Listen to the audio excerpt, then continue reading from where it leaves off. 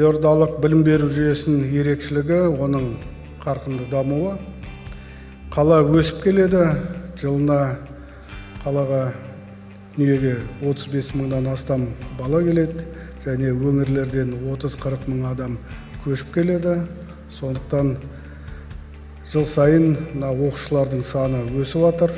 Мысалы, былтыр бірінші сыныпқа барған балалардың саны 28 мың бала болса, мектеп түлектердің саны 10 мыңдай болды. Сондықтан үлкен мәселелер алдымызда тұр. Соңғы 10 жылда мектеп жасына дейінгі балалар саны 59 мыңға, оқушылар саны 160 мыңға артып отыр.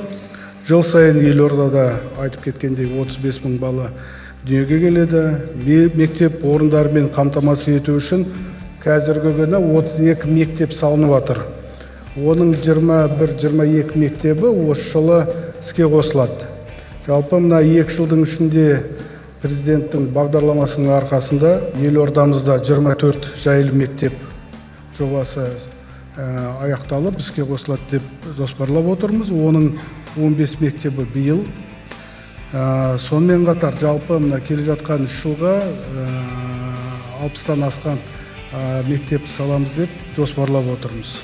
Оқушыларды қосымша біліммен қамту үшін 2029 жылға дейін 15 заманауи оқушылар сарайын салуды жоспарлап отырмыз.